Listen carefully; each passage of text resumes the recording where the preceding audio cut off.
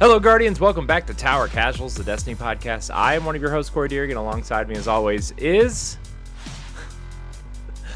the hot goth warlock, Josh Finney. Jesus Christ. Yeah, I was going to use it last week, but you weren't here. I'm back this week. I'm sad that I missed talking about the new Destiny MILF. Yeah. Very, very sad that I didn't get to talk about the warlock goth mommy, but she's got some real X-Men Evolution Rogue vibes going on. Listen, pre-teen Josh would have been fucking thrilled. Okay, this game would have been insta downloaded. I mean, it's fair.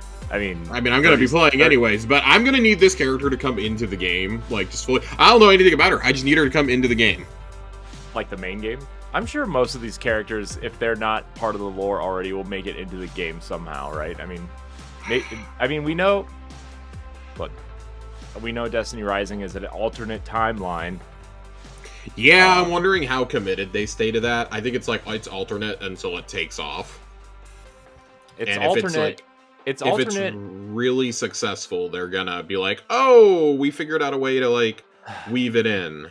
Yeah, I can't wait for Destiny's multiverse saga. Pretty much. Is Jonathan Majors also going to be fired from that? No.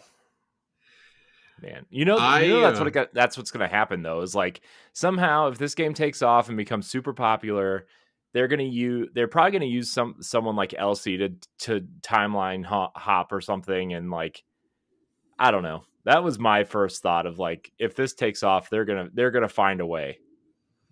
Life finds a way. I'm curious to see what they do.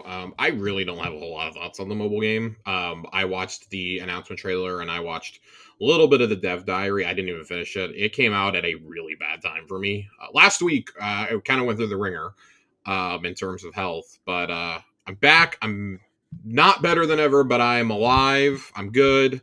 I am not in pain anymore, which is good. That's good. Yeah, I've been dealing with the ongoing saga of being having a lot of orthodontal pain for about 2 months now, and that has finally been solved. A quick TLDR for everyone: I started getting some pain in my face last week, some more pain, and I already was not sleeping well for a couple of months. And then I developed pain in like 3 different parts of my jaw. Tuesday afternoon and evening, and ended up going to a new dentist because my dentist was like, "Oh, we're not concerned about it." Like you tell somebody who we discovered I had concerning. I had discovered I had a cracked tooth. Long story short, we think it's from the filling that I got a couple months ago that kind of kickstarted all the pain I had. Basically, that dentist fucked up and went to a new one. They're like, "Yeah, you need a root canal." I went through a 4-hour root canal last Thursday. So by the time I got out of there, I was like, I cannot do this show. My jaw was so sore from being open for that long. My throat hurt. Apparently, like your throat and like tongue muscles can really hurt when you have to do that because it was my very back molar. A whole disgusting saga. But I spent probably about 3 or 4 days just laying on the couch over the weekend, doing nothing but playing Metaphor ReFantasio, and it was great. Well, if you're gonna be stuck on the couch, that's the game to do it. I hear that is in fact the game to do it with. But I'm good. I'm back. I'm sad that I missed talking about Destiny Rising. I'm sad that I missed talking about the Xbox Partner Showcase. I was very excited to talk about both of those, but man, I was catching glimpses of that partner showcase in an Uber, and I was like, "Yeah, I'm not gonna be able to talk about this. There's no way." So, what did you think of it, Joe? I mean, top level thoughts, I guess. It was fine. Yeah, it's like in terms of the partner showcase, it's better than the last partner showcase they did. I like that when Xbox does one of these, it's basically stuff that's coming out like right now. Or like in the next couple of months. Like we've seen when PlayStation does state of plays, which I consider a state of play to be kind of similar to a partner showcase, I guess, except they mix some first party stuff in there. They like to announce stuff that might not come for like a year or two.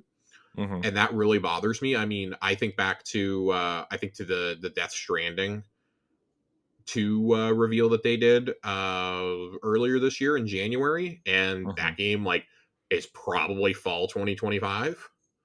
So I don't know, like I kind of liked that. I thought it was cool that they always like to put emphasis on Game Pass games.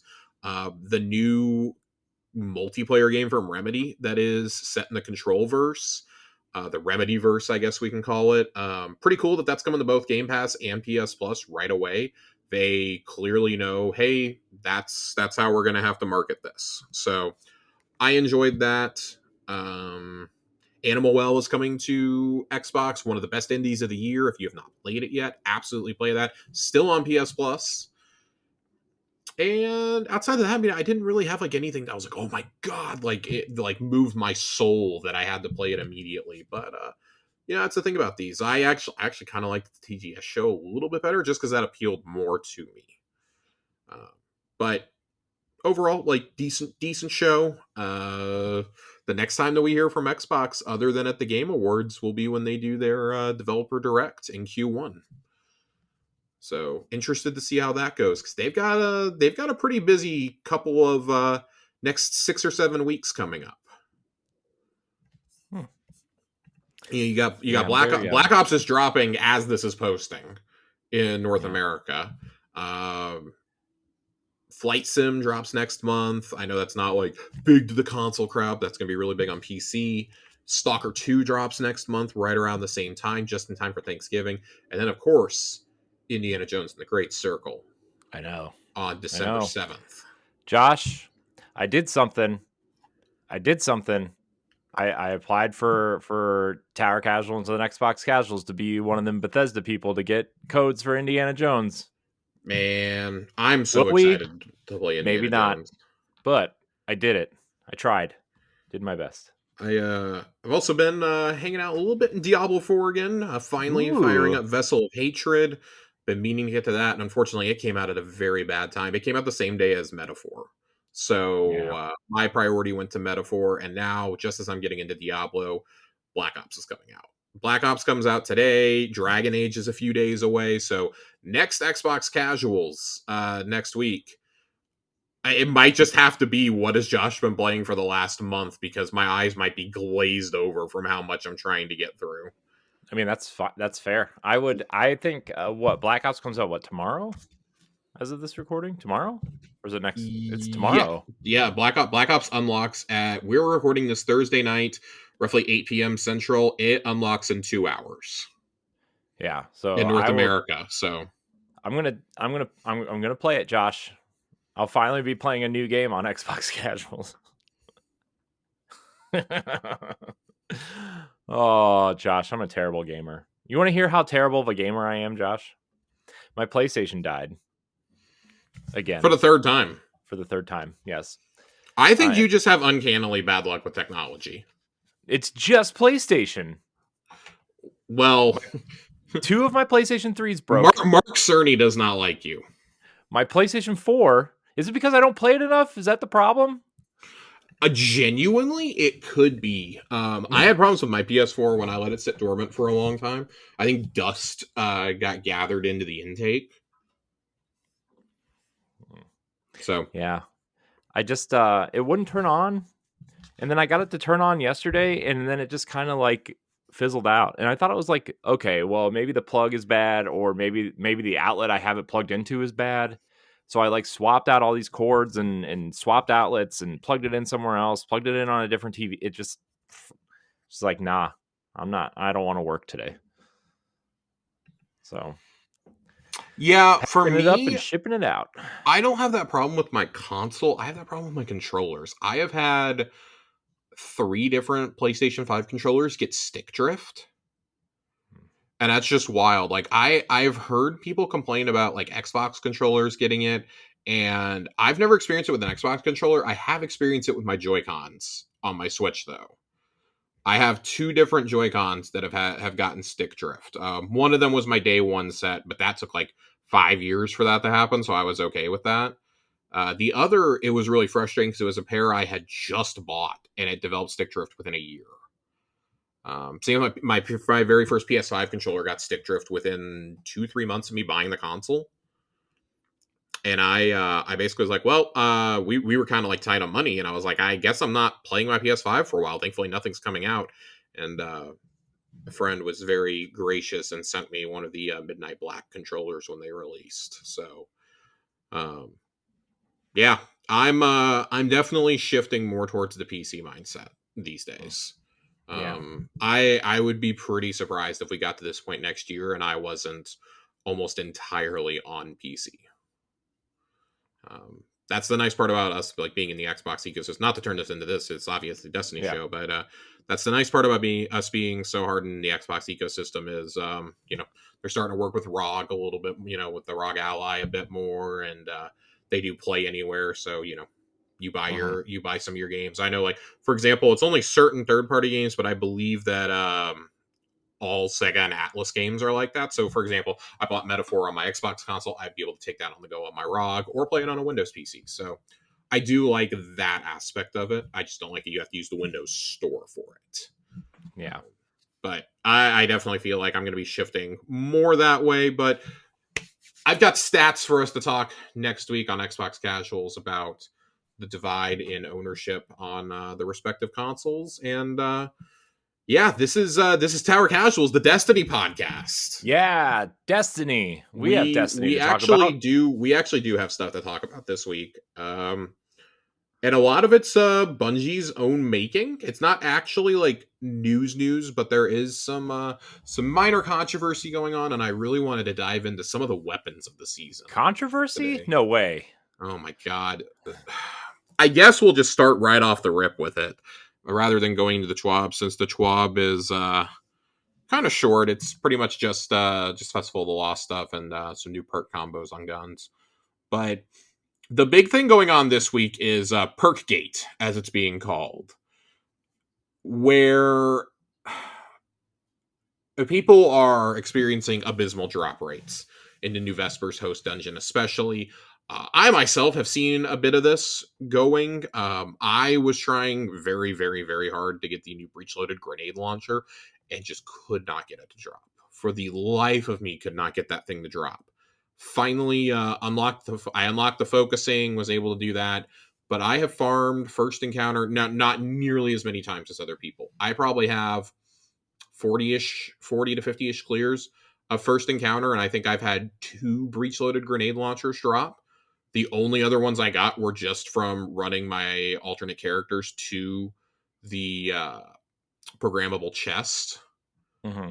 And I don't think that in and of itself wouldn't be as frustrating if, like, pretty much every drop I'd gotten from first encounter on both regular and master hadn't been the fusion rifle. I think it's really frustrating when you get one specific weapon that you don't. I think that adds to the frustration when you're getting a weapon you don't want, but then when you finally do get a weapon you want and it doesn't have the perks you want, like the god roll on this gun, for example, you want attrition orbs, you want demo attrition orbs is kind of what everyone's going for. And Perkgate has basically come out of people who are compiling data and saying, okay, out of all these drops, like, the good perks are weighed significantly less, and then good luck getting the god roll. The god roll is like, somebody had like 500 drops and got like 1 god roll out of it. That is a little bonkers. I do think there is something fucky going on with this, and I don't think it's. I want to be really clear. I don't think it's all the way intentional, but I don't think it's all the way like innocence either. I do think that the RNG is fucked in this game to a degree. But what makes it funny to me is it's mainly people with bad RNG that are complaining, of course. If these people had gotten good rolls pretty much right away, I don't think there would be any complaining. So I think it's a factor of that, and this is also being used to point to, see, this is why we need crafting. And I do think I am kind of in the camp of, this is a very big example of why I like crafting so much in this game these days. Because, yes, I like the chase for loot. And I like the idea of when I like getting a red border and knowing, okay, like if I get a good roll, I'm going to use that until I'm able to craft the weapon. But I like knowing that when I get all 5 red borders, I can craft the ideal version of that gun that I want. I am still playing the game even though I get red borders. Yeah. Right. Even when I craft a game, when I craft the gun, I'm still playing the game. I'm still enjoying the game. I don't understand the folks who want it to be completely one way or completely the other. I do think there needs to be some kind of loot chase. And I was talking about this with a couple of our friends, A1 Johnny and Joasis the other day. I think Nerd and I might have had this conversation too, where I was saying that what I would like to see is if you're going to, because crafting is being brought into the dungeons with Apollo. Well, really with Behemoth, is when dungeon weapons are going to become craftable. And I do wonder if they're going to go back and refresh the loot pools at some point. I'm sure they will. What I would like to see is I want the seasonal weapons craftable again. I'm just going to say it. I think it helps with vault management a lot. Mm-hmm. That's my biggest concern is when you can't craft them, there's a problem. What I would like to see is chances for god rolls to drop with a special ornament on them, like the Brave Arsenal, or you drop them to where, hey, maybe when you get the curated roll, it has a perk combo that can only drop on a gun like that you can go and enhance. Mm-hmm. You can't get it from crafting. Like that crafting might not always give you the absolute like god tier roll, but you'll be like just barely a step below. Like maybe you can't get the exact perk combo. You can only get one of those perks on it. I would like to see something like that because then there is still merit to the people who want to chase the absolute best. There is still a grind there, or who want to chase the special ornament, who have to have it all, who play this game all the time. And the people who are, a bit more laid back about it, but still want to have very good end game level gear to go and do dungeons, to go and do raids, to do grandmasters, to do master level content. But, maybe we're not in the day one races. I think there's a pretty clear hierarchy of players. And I think it's really the folks who are like going for the contest clears who really are kind of up in arms about the RNG aspect of it all. Like, I'll tell you right now, I get shit RNG that just makes me not want to play. Mm-hmm. That just drives me away from playing. I'm not going to sit here and play about it. I'm just going to be like, okay, well, I'm going to go somewhere else. I do think that the tonic system, as far as seasonal drops go, does make a difference. I do like that, hey, once you get a weapon to drop, like, okay, once you get your ideal roll, or, you get your double perk weapon to drop, you get a curated roll, okay, maybe I'm going to step away from trying to get that weapon now. And the nice part about having something like Onslaught is really easy to grind out weapons in. You get the chest after every wave. You get the double chest at the end. If you're doing master, you get double chest the whole way, and you get 3 at the end. You pop a tonic, you're getting weapons that are just dropping and raining galore out there. I found that especially when you do the legendary tonics, you are just drowning in loot. I popped one when we were farming First Encounter the other day, and every single chest open, I was getting a reprised splicer weapon when I had one of those tonics on. Granted, I wasn't exactly getting ignition codes, which is what I was trying to get with my tonic, but I was getting a splicer weapon every single chest open. So that does make it feel a little bit better, I would say. I think that part of the deal with Perkgate is everyone's getting used to now, instead of just like dungeon weapons aren't craftable, and like, well, we're used to the grind for dungeon weapons. It's kind of a twofold problem. One, the whole game now is you're chasing weapon rolls. That nothing is now craftable this season. And that can feel really frustrating. The other part of it is we finally have 2 really, really, really good weapons in the dungeon. The breach and the heavy grenade launchers are both really, really good. And I think it's massively frustrating for folks to go in and feel like they're not getting, because both of those can drop from First Encounter. And when you don't get one of those to drop, it can be really frustrating. I personally have experienced really low drop rates on both of those off of primarily First Encounter. And yeah, I think it's a little bit of an issue. And then I was running Master yesterday with a couple of our friends, Dealer and Oak, and all of us got armor for like maybe the first 3 or 4 runs, and then after that it was just straight weapons when we were there for Artifice Armor. So it can be a little bit frustrating, I think, to not be getting exactly what you want.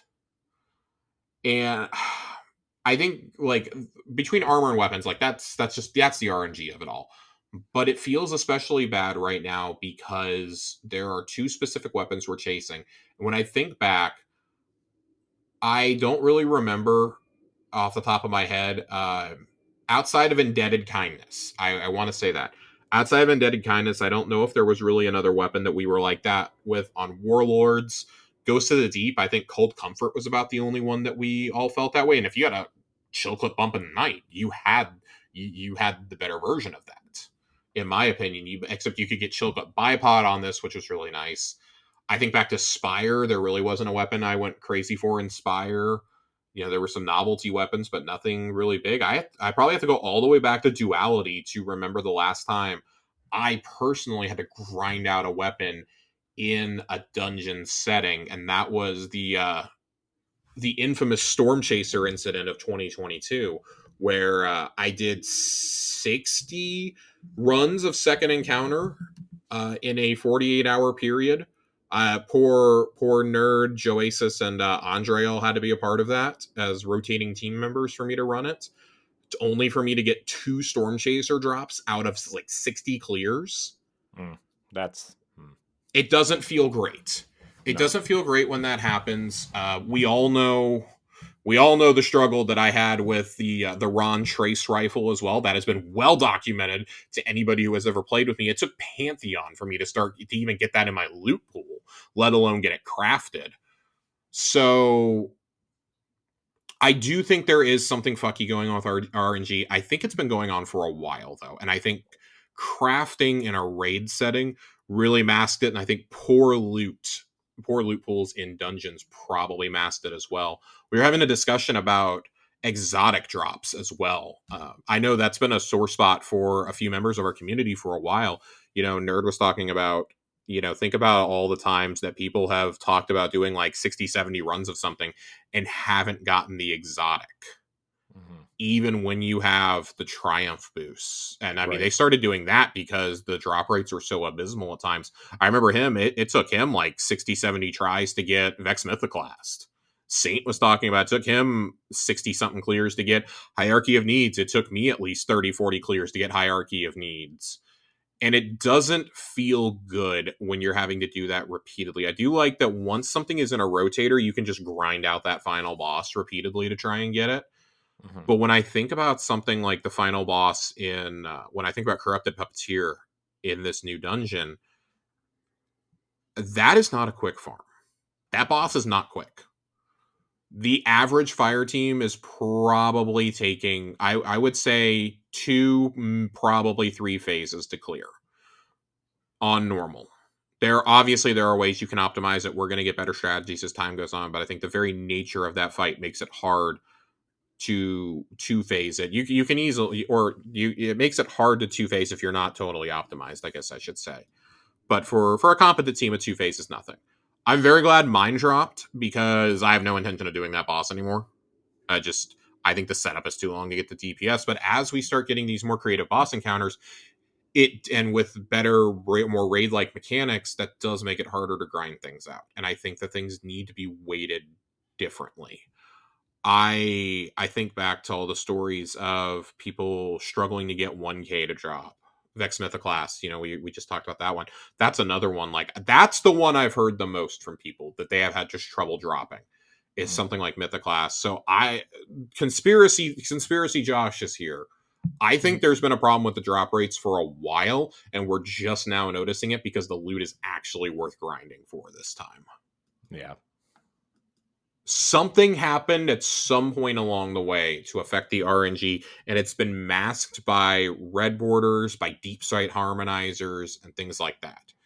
I do think there is something that has gone on in the back end, but I also think that this shouldn't have taken this long to come to light. It's coming to light because people are upset over not getting rolls. That's what it is. So, this community, they really, really, really love to overreact to everything. And I'm not saying that the whole community is overreacting here, but I do think that sometimes people go looking for a narrative when there isn't necessarily one. And I hope we get a lot of transparency about this. I hope they make more than just a "we're investigating" statement about this. But I do think it's a little funny that they basically got bullied into making a statement about this today on socials, because these posts took off like wildfire on Twitter and Reddit. And I don't think that should ever be a determining factor in well, not fixing, but in altering your game. But if you do an investigation and you find that, hey, stuff's fucked up, yeah, I want you to go ahead and fix it. I want you to admit this. It's a problem. And it's people that don't typically complain about loot drops to me have been frustrated, and that was before these posts started coming out. So I do think there is some merit. I also think that, a lot of us are more angry with Bungie over the last year than we've ever been. And that is, to some degree, I think, fueling the negativity around this. So, I don't know. Corey, do you have any thoughts on this? Because this is, I feel like I'm specifically feeling this in the dungeon more than anything. But the fact that I'm attuned to Ignition Code and I got like 2 in an hour, but I got 4 Chroma Rushes and 3 Sojourner's Tales didn't feel great either. Yeah. No, I mean, my thoughts are, it just feels like, I mean, like you said, it just feels like they're trying some different things, but the drop rates are just abysmal, and we're noticing, a lot of people are noticing now, because like you said, the gear is really worth grinding for, and the fact that you only got 2 in 6, like what'd you say, 60 clears, like, geez. Yeah. And then you're attuned to the one thing, and then you're getting these other things, but also like you're not getting the drop rates on those either, and it's just kind of like, man, it almost feels like grinding for grind, just to have the grind there, instead of like, actually making it a challenge to go get something, and like, I understand grinding a little bit for something, right? I mean, that's the game, right? But like 60 times, and you only got 2, and maybe not the rolls or whatever you want, and then crafting isn't here, and it's just kind of, it's like, yeah, man, I don't know. This seems like the wrong direction a little bit, in my opinion. It's a slippery slope too, because I don't think that we should run around and immediately be yelling, "Oh, I'm not getting the drops I want, so RNG just sucks." Like, I know that we all joke about it, we say it, and I think, like, but when like someone who does not grind a ton in these games is feeling like the loot is just bad, because it's not even, it's hard enough to even get the weapon I want to drop, let alone with the perks I want. I think that's like the core issue. I would be happy just to be getting drops of the weapon I want at this point. But then to get it with like the ideal perk combo, and I mean, if you don't get the ideal perk combo, these weapons can just be complete dog shit. Like, on that heavy GL, if you don't have bait and switch on it, good luck. Good luck. Because it's not nearly as good. Yeah. So that was definitely frustrating. I'm interested to see what the change is going to be here, because it's not going to be a quick fix. Mm-hmm. I don't know how much grinding I'm going to do of the dungeon until they announce whether it's a fix or not, until they make a definitive statement on what's going on with the RNG. I wouldn't expect an announcement until we get closer to Act 2, honestly. I think it's going to take a couple weeks for them to investigate. I'm sure we're going to get some spaghetti code excuse here, which is even more frustrating. Mm-hmm. That excuse only works for so long, and I think at this point the fan base is just fed up of that being the excuse for everything, whether it's valid or not.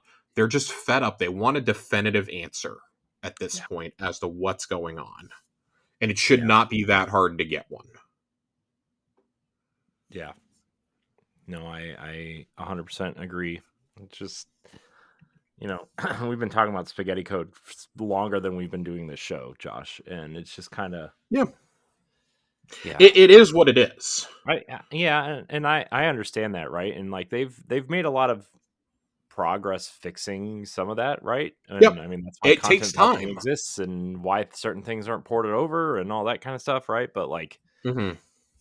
for it to be the excuse for new content, like I would have thought they would have found a way to kind of optimize their development for this code by this point, and they just haven't. It's the shortcomings of the Tiger engine ultimately. This is why folks clamor and beg for a Destiny 3, because the problems that you're having are going to continue to surface because of how old your engine is. Like, this is a modified version of the Halo Reach engine, for God's sake. Mm-hmm. We just had a whole talk on Xbox Casuals a couple weeks ago following the Halo World Championships about how Halo Studios is going to be using Unreal 5 going forward. And there are some very real concerns in that community. That is going to change the entire way that the gunplay feels. They've never truly moved off an engine that doesn't have the OG Halo engine bones. And that's kind of where Destiny is too right now. So at some point, they're going to have to make a choice, and Sony's going to have to decide if they want to fund that or not. And folks are going to have to understand that, hey, that would probably mean Destiny 2 has to die for a little bit to make a Destiny 3. And I think Bungie and Sony are so afraid of letting that happen because you're going to have a really hard time retaining the player base. We've seen how hard it is for new games to break in. I mean, we just covered the complete flop of Concord, right? Like, Overwatch is bleeding players and is now going back to 6v6. Like, there are very real things going on in live service games that they are not able to sustain player counts and player bases. It is so hard for a game to break in, and that's why I don't think a Destiny 3 would be a guaranteed success. Mm-hmm. But at some point, you have to have an optimized version of Tiger, or you need to be building something in the background. And unfortunately, they've fired a lot of the people who could do stuff like that on the back end.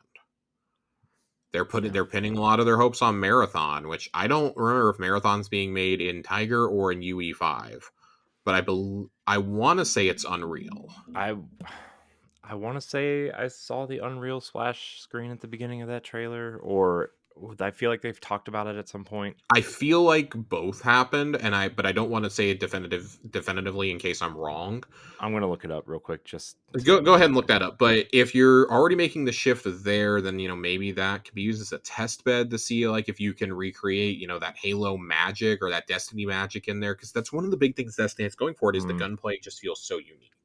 Nope. And I think it's running on an updated version of Tiger. Never mind. This is according to, let's see, there's a Reddit thread about it, there's a Game Rant article about it, it's in the Marathon Wikipedia, it's in the Marathon fandom. Yeah. I'm gonna choose to believe that that they've somehow updated the engine and it's good. And if they have, great, good for them. Well, also Please Marathon is share like that knowledge. Marathon is more of like obviously it's multiplayer, but it's more in the vein of like, it's more in the vein of Halo and less like a Destiny, right? Where it's like, okay, well, you have one character, you're not really like upgrading your character for multiple years and like building out this huge world. You're building arenas to go extract weapons from, right? Theoretically, right? So Right. maybe Tiger works better for something like that than Destiny, but also I mean, it's just like at a certain point they've got to figure out what they're doing, and that's fine. I know that I keep saying that. I just there's not very many options that you have right now. So I am interested to see what they ultimately do. There are questions to be answered, but it's not the end of the world. It is what it is. I want an explanation, and I feel like things like this are going to happen much more frequently with a lower staff count, lower head count, with QA largely being outsourced at this point. It's it's not great. Things like this are going to keep happening, and that's just going to be one of the things that we have to deal with playing this game. And yeah, I'm going to give everybody the same piece of advice that I give myself when I get frustrated with something. Like, all right, well, like the RNG is messed up. Okay, well, I'm going to use this as the perfect excuse to play some Black Ops this weekend. I'm going to play Dragon Age next week with my friends. Obviously not co-op, but I'm going to, spend time playing Dragon Age with my friends, and I'll pop in for Festival of the Lost. But hey, until they make a definitive statement on RNG, I'm kind of okay with stepping back for a couple of days. Like, I'm not, because if it is bugged, I don't want to kill myself and make myself more frustrated in this game when I could just kind of take a breather. I don't know. So food for thought. But I know there were questions about that we had tonight. Titan specifically asked a question about he called it Weightgate. I called it Perkgate. Where do we want to go next, Corey? Do we want to talk about these ornaments, these wizard ornaments? Those are fun. I mean, we kind of already talked about them, I guess, but yeah, I guess let's go ahead and get into the TWAB, I guess. That would be a good place for us to go. Festival of the Lost is back on Tuesday. Spooky Grandma is coming back. I can't believe they waited this long for Festival of the Lost. We're gonna have spooky Thanksgiving at this rate. This is really silly that they've waited this long. There was some speculation in Discord. I think Yellow Kuru was saying this, that they are an avid For Honor player, and there is a Halloween event happening in For Honor for Destiny as a Guardians of the Light crossover with Shax and Saint 14 showing up to fight Scorn. Baffling crossover, but that because that starts this next week, maybe that's why everything was held over. And it's a better theory than anything I can come up with, so that's what I'm going to choose to roll with. Regardless, starting your Halloween event 2 days before Halloween is a bold decision. Yeah, let's it's a really bold choice.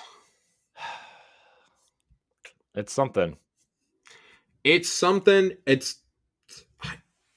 It now makes sense why they had to move Iron Banner, but the fact we're not going to get Iron Banner until partway into Act 2 is also really strange. Like, they're bringing it back the week of Thanksgiving, when I imagine a lot of players will be very busy that weekend, with it being a long weekend and a holiday weekend on top of that.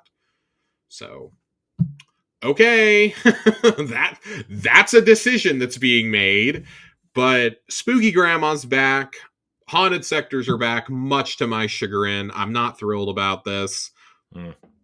Whatever. Expert haunted sectors are back. Yeah. You have a chance to drop additional Eerie Ingrams in there. Got some new masks, Josh. We got some new masks. Down here, let me scroll all the way down. It looks like we have got one of the tower guards. We've got...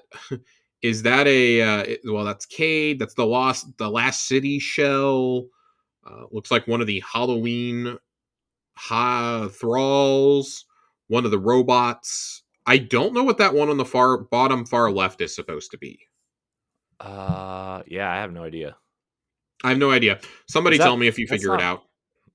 That's not Micah 10's helmet, is it? I don't think so. And then is that supposed to be the witness up there on top? I'm not sure. I don't know. I don't think so. I think it's supposed to be like a dread. Anyways, that new masks are here, of course. Manifested pages are back. You no longer have to do the stupid thing of getting spectral pages. It's just straight up manifested pages. It took us like 4 years to get to this point, but we're finally here. Thank God. Sweet rewards. Making purchases and focusing armor and weapons will cost candy, which can be earned by defeating enemies and completing activities during Festival of the Lost while wearing a mask. You can also earn a nice helping of candy and XP by completing bounties offered by Spooky Grandma. So, some of the goodies. We have the wizard armor, as Corey mentioned earlier. Of course, this won the armor vote earlier this year. I would love to see it. It looks so cool. I want an armor contest that's not for Festival of the Lost next year. That's my request to Bungie. Yeah. Let us vote on Solstice armor. Yeah. Let me vote on like Guardian games or something. Like, let me vote on something else. This is Boring. Let me vote on the solstice activity too. Oh God, let me vote on all the activities because haunted sectors suck. These are cool. These look good. I do like that they gave us the option of you could vote for the evil or the good wizards. I like that Titan set a lot. Yeah. Big fan of the Titan set. Really love the Warlock set. The Hunter set, well, I can already tell you the hat's attached to the cloak, so you guys already know how I feel about this one. Oh man, I put that in the Discord the other day. I'm like, I really hope the Hunter set's hat isn't attached to the cloak. Oh, it's going to be attached to the cloak. Plot twist. Not super thrilled about it either, but I hate that for you guys. Everything cool is attached to the cloak because it's the hood. It's not the helmet, which makes it worse. Oh, I'm sorry, Josh. Yeah, it wasn't great. So I TBD if I'm going to buy this set or not. I honestly I probably will just because like the rest of the armor looks so good on the Hunter. I like the Hunter and Warlock sets. I think all three sets just look great here. Yeah. Big fan. Still really hate that it's only part of Eververse. Don't like that at all. But you know what I do like? I love this new Shotty, the new double burst frame shotgun. Arcane Embrace. It looks awesome. This is how these types of holiday weapons should look. This looks really, really cool. Heavy Burst fires a hard-hitting 2-round burst, slightly reduces flinching from incoming fire while aiming. And some of the perks, they're not telling us all the perks yet. I actually have Light GG pulled up to see if it is findable in here yet. I believe it is. But fourth times and precision instrument can both roll on this. So this could be really, really interesting. I would like to see how this is going to work. Arcane Embrace is in here. Let me see if the perks are in here yet. The perks are in here. If you don't want to be spoiled on the perks, you can skip ahead by like 2 minutes. But in that third column, we have Threat Detector, we have Dual Loader, we have Slide Shot, Lone Wolf, Grave Robber, Fourth Times, and Air Trigger. In that second column, we've got Volt Shot, we've got Swashbuckler, Tap the Trigger, Surrounded, Precision Instrument, Desperado, and Closing Time. Ooh. On this gun. I really hope this is accurate because Desperado on a shotgun sounds fucking wild. Yeah, it sounds crazy. That sounds actually crazy. So I am really curious to see how this is. This has a 12-round magazine. I'm very, very curious to play with this game and see how it goes. Or game, God, to play with this weapon and sees how it goes. So very, very curious. I'm wondering if that's actually the list or not, because there are a couple of other versions in Light GG as I poke around, and one of them has a perk that is not on this list. One of them is Trench Barrel. Ooh. So I'm not sure if this list is accurate or not. I'm going to go ahead and choose to believe that it's accurate. If it's wrong, we'll update it on our next episode.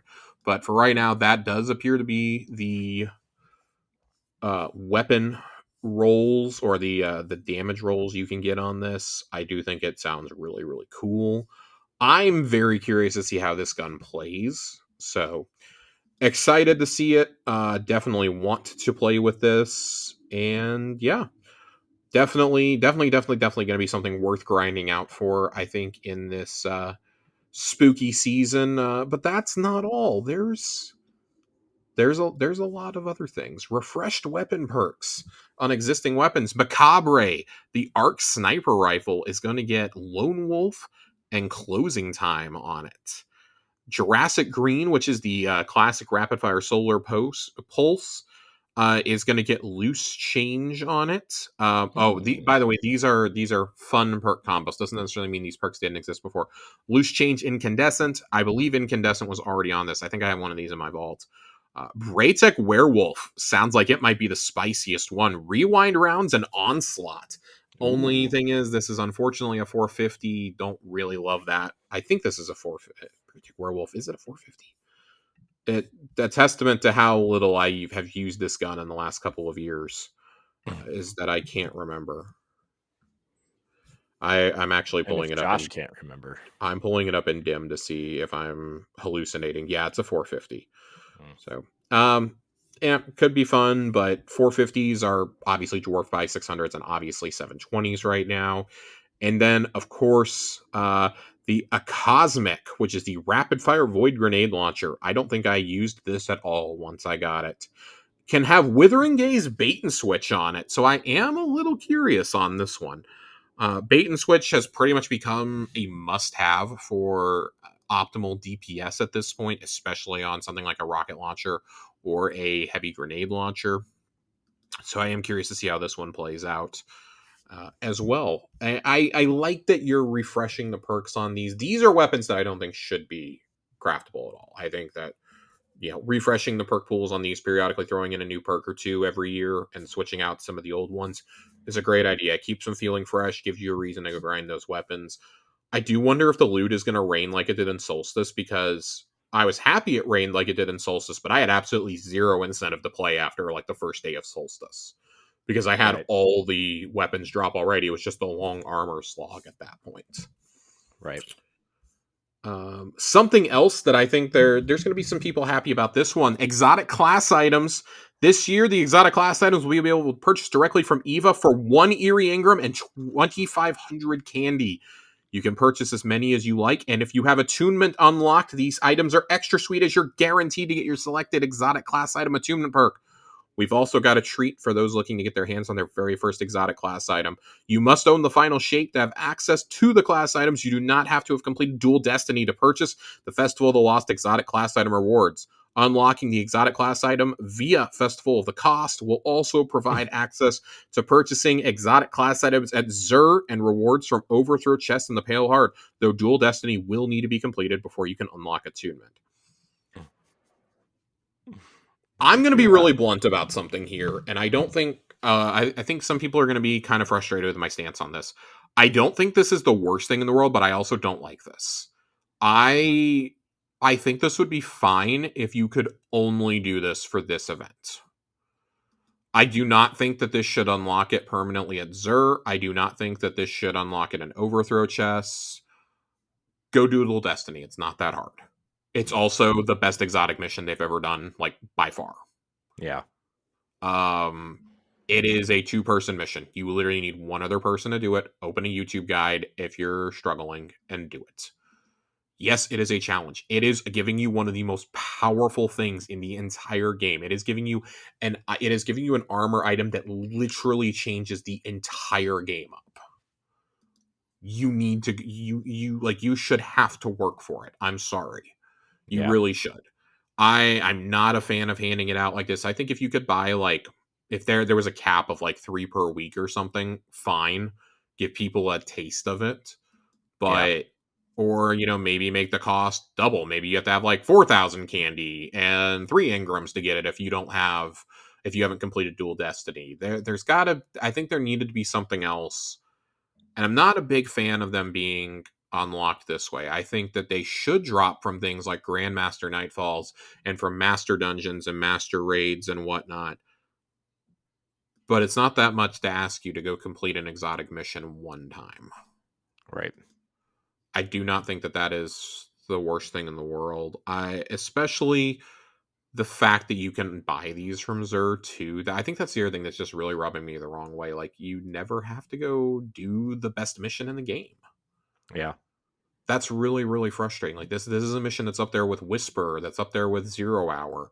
Yeah. It's up there with the Iron Gallarhorn from Rise of Iron. When I think about the best exotic missions this game has ever produced, like, this is easily one of them. To me, this is the pinnacle of what an exotic mission can and should be. It was something totally unique and totally new. Brand new mechanics, 2-person mission, which we had never had before.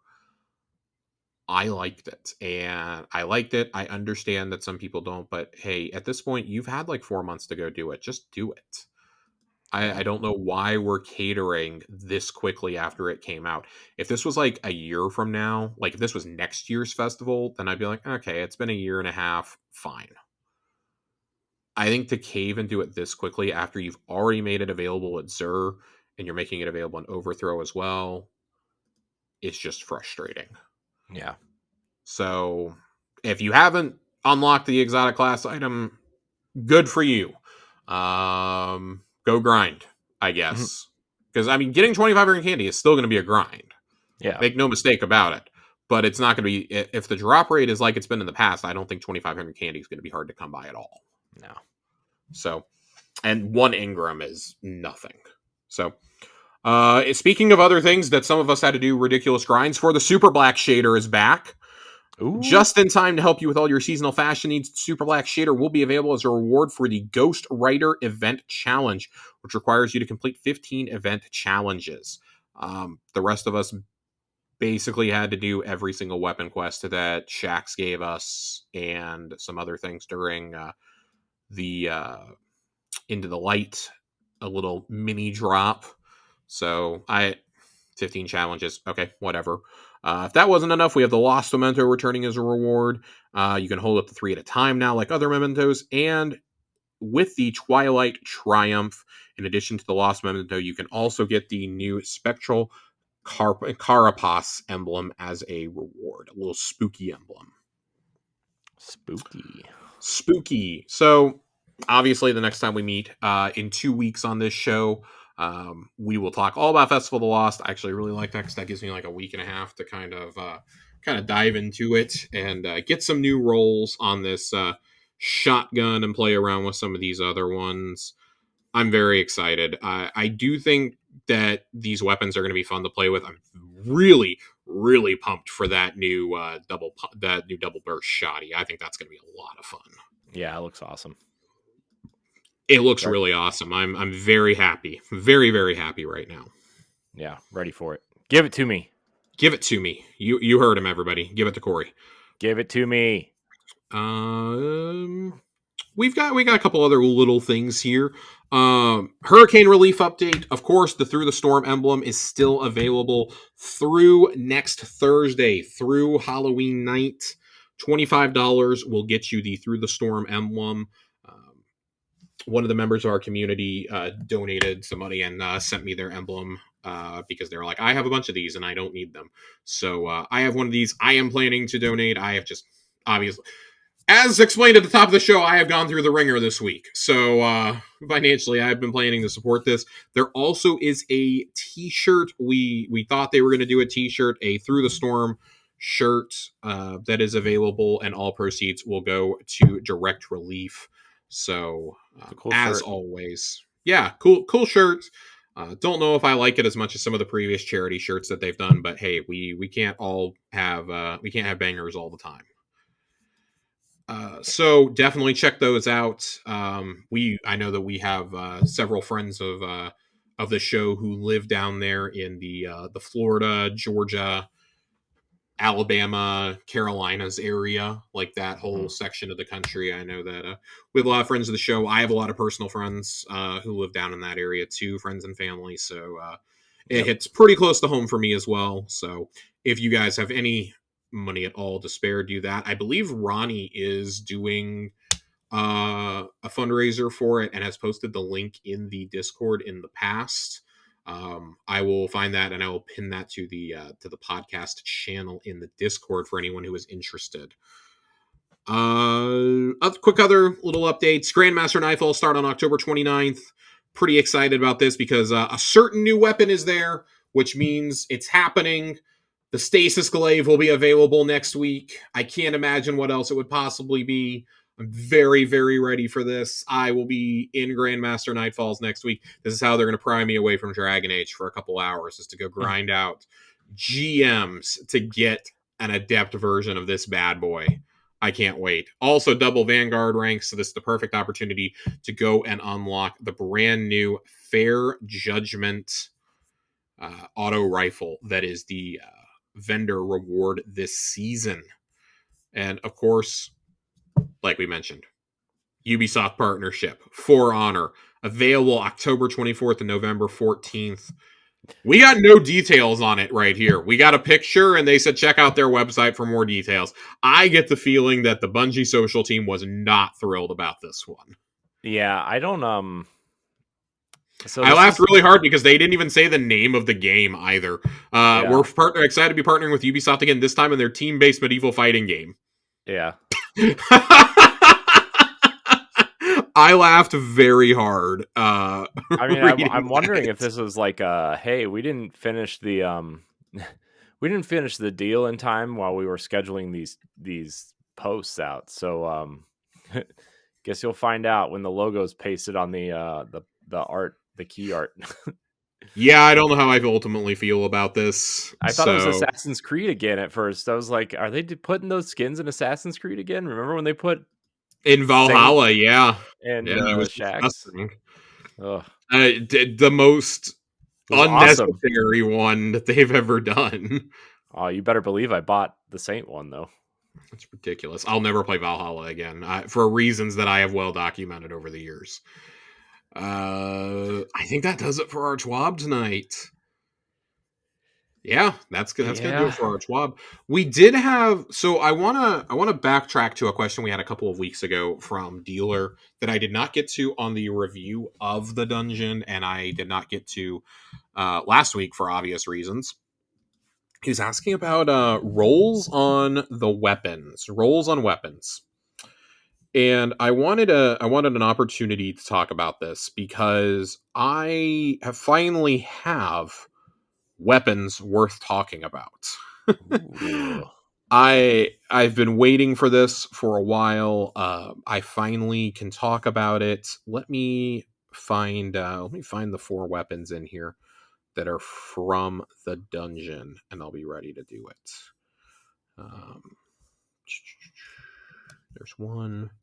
There's 2. I think these have really, really, really cool methods to being able to focus them. There is a number in the descriptor, and that's the code you punch in once you unlock focusing to get you a guaranteed roll each week. I think that's very, very cool.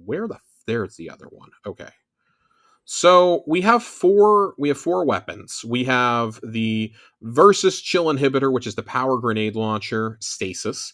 We have the Versus Pyroelectric Propellant, which is the Arc Energy Rifle. We have the Versus Gravatic Assist, which is the Void Fusion, and the Versus Velocity Baton, which is the breech-loaded Void Grenade Launcher. I want to start with this because this is the one everybody loves right now. This is the We Have Wither Horde at Home. It is an Area of Denial frame. It is the second legendary one of these that we got. The first of which was last season with the Lost Signal Stasis one. That came in so clutch on our contest run. That changed the entire trajectory of Second Encounter once Joe and I started running that. It was incredible. I was so happy for this. This automatically outdoes Lost Signal, though. And let me tell you why.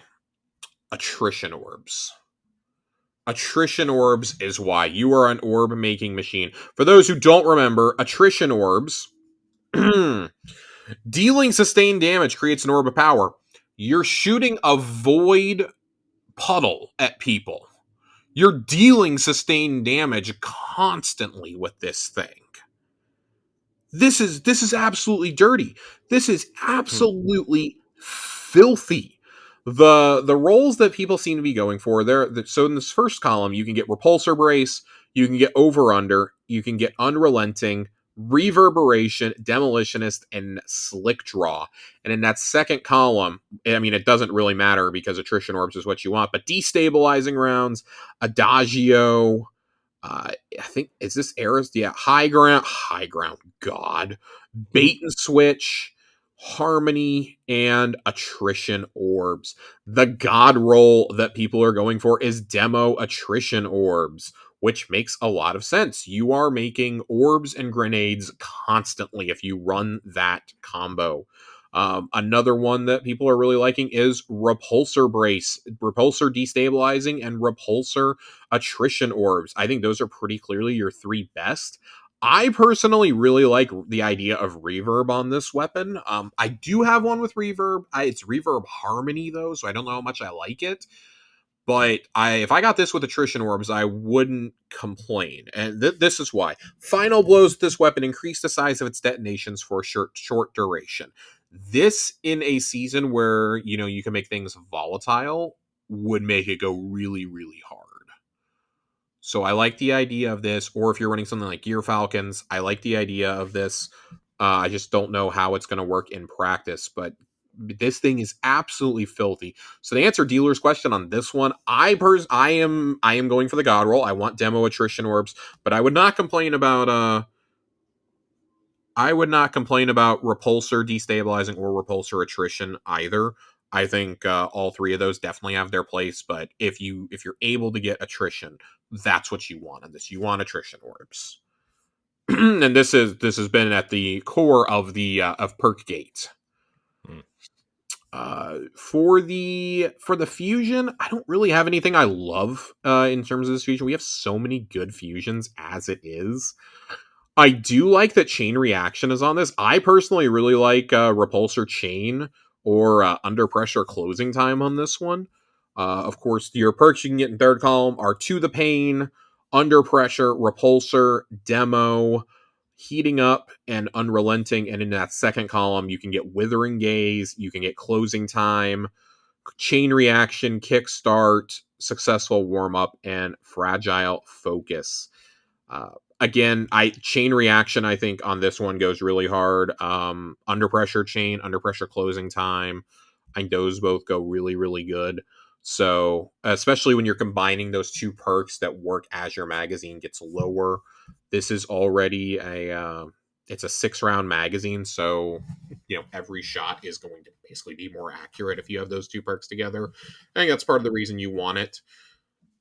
Again, if we ever get a season where Void pops off, this is going to be the one. I somehow have not come across the God roll of this yet, even though this seems to be the only weapon that drops for me. I swear all I have seen is like unrelenting kickstart on every single drop that I've gotten, and that's not a joke. So the arc, I think the arc auto rifle is really interesting. It would be more interesting if it wasn't a 600 RPM, but I do like it. At the end of the day, I do like this. This is another one with attrition orbs. Attrition orbs with in that first column, you can get attrition orbs, you can get to the pain, fragile focus, killing wind, eddy current, and strategist. Strategist is totally fine. I think if you're clearing mobs, it's totally fine. Especially when you pair it with some of these in the second column. You can get the new perk, Jolting Feedback, which huge fan of this. I got this on this gun. Really, really liking it so far. Dealing repeated damage with this weapon inflicts Jolt. And let me tell you something, Jolt is one of those that can be kind of difficult to enable at times. So when you're combining that with something of sustained damage, like strategist or attrition orbs, I think it can be really helpful. Closing time can roll on this. Enjoy this. Don't really love it. Target lock is on this. I always like target lock on something that fires a little bit steadier than a 720. You can get kill clip on this. Just tired and true favorite. Onslaught is on this. I know folks really like Onslaught, and of course Swashbuckler is here. For me, attrition orbs, jolting feedback is the one, and that's what I have. This is the one for me. So I am enjoying my orb creating days, but not nearly to the level I would be if I had the velocity baton. And of course, chill inhibitor. Let's get to this one. Chill inhibitor is another one that has just been the subject of, well, let's say a little more than small controversy. Oh boy. So in this first column, Cascade Point. We all love Cascade Point on heavy GLs for obvious reasons. Danger Zone. Rhyme Stealer, brand new perk this season. I don't remember if we've talked about it on the show, but destroying a stasis crystal or defeating a frozen target with this weapon grants you frost armor. That's fine. You're probably using this more for damage than you are for ad clearing, though. So Rhyme Stealer, kind of not the greatest option. Attrition Orbs can roll on this. I think Attrition Orbs is horrendous to get on this weapon, personally. Envious Arsenal is one that I would really want to chase on this, dealing damage with both other weapons before readying this weapon refills it from reserves. It's basically a poor man's bait and switch. And Demolitionist. So in that second column, you can get Chill Clip. You can get Bait and Switch. Funny enough, you can get Bait and Switch and Envious Arsenal on this. Surrounded, Chain Reaction, Explosive Light, and One for All. This is a gun that if you don't get the right perk combo, it's going to suck dick. This is going to be a terrible gun if you don't get the right combo. For example, I want to say that I had Chill Clip. Did I have Chill Clip Cascade on mine? And I did not enjoy it. It was not great. It was fine, but it was not great. I was not a fan of it. I think that if you're going for a roll on this weapon, far and away, Cascade Bait and Switch is going to be your best option. Envious Explosive Light is another good one, I think. Beyond that, I don't know really what else you would want to chase on this. Those are the two that I would be trying to get right now. But yeah, Cascade Point, always a big favorite. Bait and Switch. I mean, if you're going for optimal DPS all the time, Bait and Switch is always the one. That came in absolutely clutch during Pantheon runs. That's when I first really started learning how to use Bait and Switch effectively. That I would say that's what you want here. You definitely want that. You're gonna want the spiky nades with it. You're gonna want to get probably hard launch. Yeah, it's going to be a challenge to get all of those on it together. And I think that's part of the frustration with, hey, this isn't craftable. This is harder to do certain thing, to get these rolls because of perk gates and whatnot. So I do like this GL. It's just, you gotta have the exact right roll is all I'm gonna say. So, but it's automatically like one of the best in slot, I think. I think there's a couple of other bait and switch GLs that are pretty damn good, but man, this might be it. In a stasis season, I feel like this is the one right now. I have enjoyed finding a use for the Neomuna Waveframe Stasis GL. That has been really fun running it in second encounter against the servitor boss. I've enjoyed doing that. That is like the only encounter I've ever found a use for it in. But that combined with, things like the Behemoth Titan, doing stuff, it has been a lot of fun. So there is the answer to your question, dealer. Sorry that it took me so long to get to it, but yeah, I'm still really enjoying. I am enjoying the dungeon overall. I do like the weapons. I don't know. I wish things dropped a little more efficiently. So. Yeah. All right. Moving on to other questions. So Stardust did ask, how they says, I know you said no more crossover questions, but what are your thoughts on the For Honor Halloween event? Shax and Saint look so fucking cool. Thanks for all the insight you bring to the community. Well, thank you for being here, Stardust. I think that Corey and I have both expressed just neither one of us plays For Honor, honestly. Yeah, I didn't even know it was still going. If you play, I'm not even kidding. If you play For Honor and you are excited about this and you play this event, I genuinely hit me up in my Discord DMs or my Twitter DMs and tell me what you think of this event. I'm not even joking. I would really like to hear from somebody who actually plays this game. I have never touched For Honor. Not out of lack of interest. It's just when it came out, I was really busy with other titles and I just never circled back to it. I love that this game still has a passionate community, though. Yeah. I think I played when it came out, like a month before the game came out. I think that's the only time I played it. And I had a friend who was obsessed with it for like 3 months. But that was like 5 years ago at this point. Yeah, this was like a 2018 game, I want to say. Yeah. So again, just just a really strange collaboration. I will say the character models that Ubisoft has done for Shaxx and Saint, both in this and in the Assassin's Creed crossover, look awesome. Yeah, they look amazing. I mean, they look so good. I always think Ubisoft's like when they do like main characters. Granted, I mean you've played through Assassin's Creed, you've seen the random NPCs just kind of walking around town don't look amazing, but like I always thought the main characters always looked really good. Yeah, I think for the most part their character design always look good. If you want evidence of a game this year where they've done really cool character design, look no further than the oh my god, what's his name? The lead in Prince of Persia. Oh my god, that's Assassin's Creed Origins. What's his name? I was playing this really hard for like a month and then I forgot. I'm looking it up because this is going to bother me.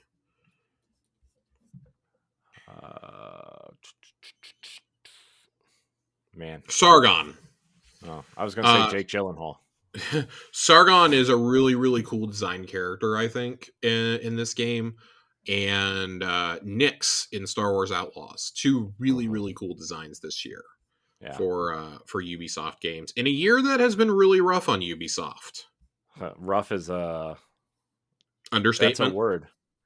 You know what's funny? On Boss Rush the other night, we were talking about Ubisoft. Did you know they've between DLC and games this year? Did you know they've released 11 titles this year if you include DLC? It would have been 12 if you included Assassin's Creed Shadows. I would have guessed that they released like 4. I'm not even kidding. Yeah, that would be my guess that they released like Lost Crown, Outlaws, and I don't know what else, honestly. I mean, they were Skull and Bones is one. Was that this year? Yeah, it was February. Oh my god. So I've seen that game on sale for like $8 this year. So I actually thought that I thought I was hallucinating and that came out last year and I've just been memeing it for too long. Yeah. And Assassin's Creed was supposed to be one, and then Just Dance is coming out, and then the Beyond Good and Evil HD remaster came out this year.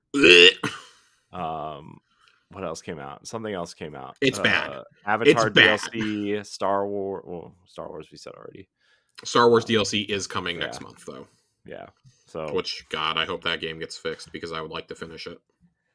I would like to start it.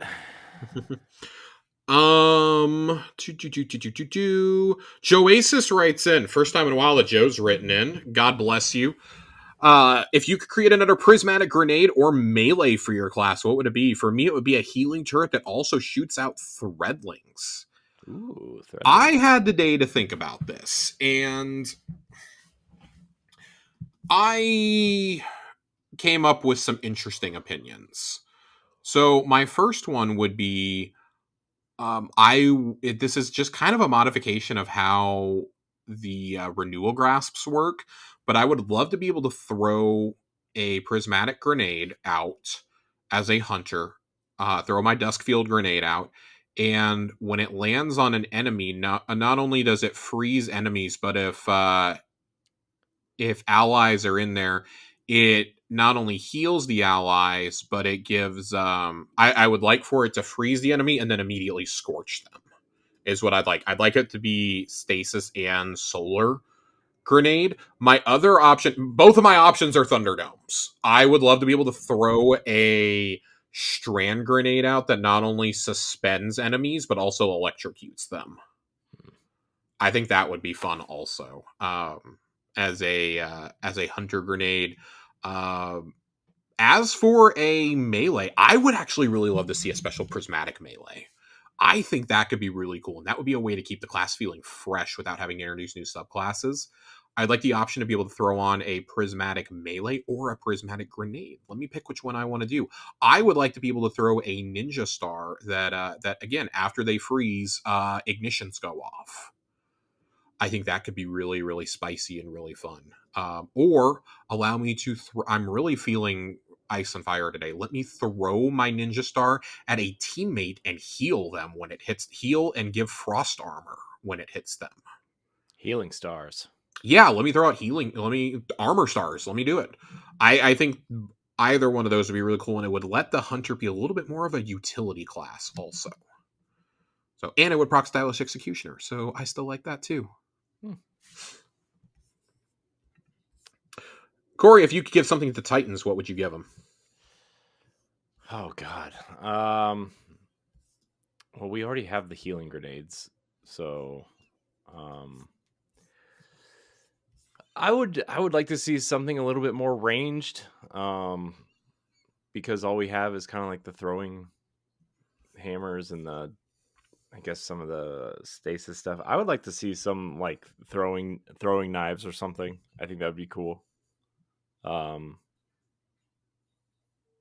but I can't really think of I would like something that's more ranged and more active, because like obviously the bubble is very protective, but it's stationary, and I would almost like something like the Kabir's shield almost. I think that'd be super I would. cool. You want to know what I would love? I would love for you to be able to pick up your barricade and run with it. Yeah, something like that I is would what I would like love. that, but like it buffs your armor and it buffs your armor and everyone behind you when you run with it. I know Yeah, that's basically just banner shield, but like make it a little bit less effective than banner shield, essentially. Like let it like throw out healing to people, but like you can run with it only while your prismatic meter is going.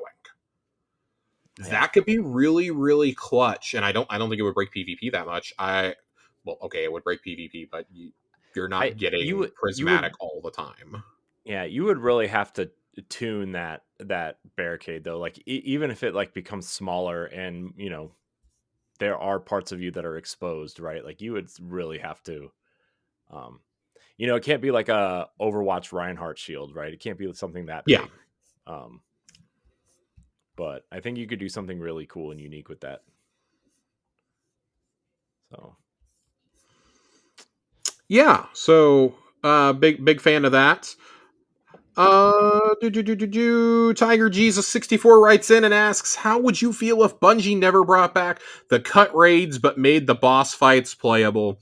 My response to this when he asked this question this morning was, you would not be able to handle the absolutely generational bitch fit I would throw if this happened.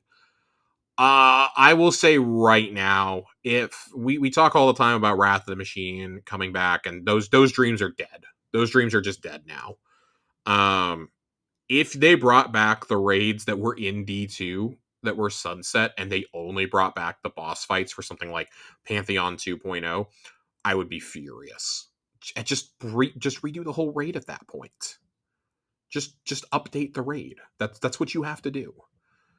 I want the raids. I want the raids back, Corey. yeah, I know. We Me lost too. 4 Leviathan raids in Scourge of the Past, and I know that folks are like, well, they were to begin with. Blah, blah, blah, blah, blah, blah.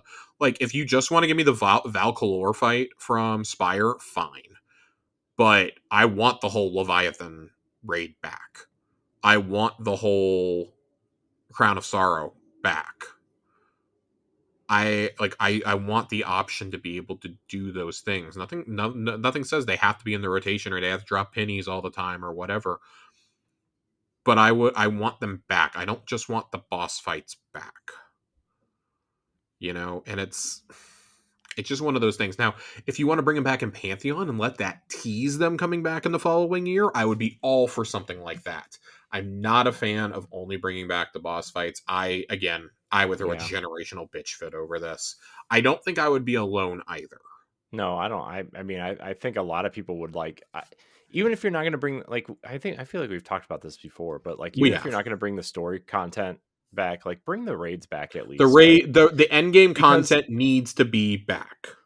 like, you look at, I know a lot of people are like, well, the destinations aren't there. I'm like, well, Venus isn't in the game and Vault is in there, Yeah. the Dreadnought isn't in there yet, but the King's Fall's there, right? And I just feel like, I feel like you should bring those back, all of them, even if you don't like them, even if people don't like them, bring them all back. They should all be there. Yep, there is zero reason for removing the raids. Now, if you want to say that, hey, we're not going to let them be in the raid rotation for this episode or this season because we need to update the loot pool at some point, fine. That's a good problem to have. That's a really good problem to have. Like you can bring them back and just be like, oh yeah, well they're not craftable, or hey, put them in there. People clearly want content to grind. Put them back in and let people grind out those red borders and those craftable weapons and whatnot that they want to. Like that will keep your hardcore fan base playing. Mm-hmm. It just will. So, and also it introduces like I don't know, 40 something weapons back to the loot pool. Cool. I'd be fine with that. And you can revamp them and everything else. So yeah, I mean you could add perks to them. You could switch some stuff up. You could add, I mean, in terms of something like Wrath of the Machine, you could put in a new exotic like that trace yeah, rifle we were talking about for a while.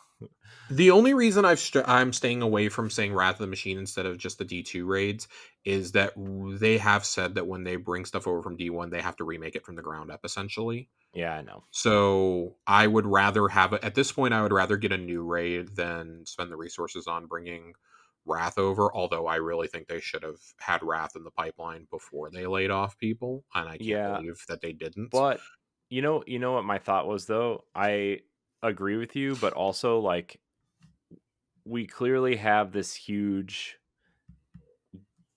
gap slash kind of feel like maybe I mean maybe it's not true, but like this feeling at least in the community that there's like this holding pattern of like what do we do, and obviously they have a plan with Apollo and Behemoth, but like is that plan going to get delayed because of layoffs? Are they going to follow through with everything?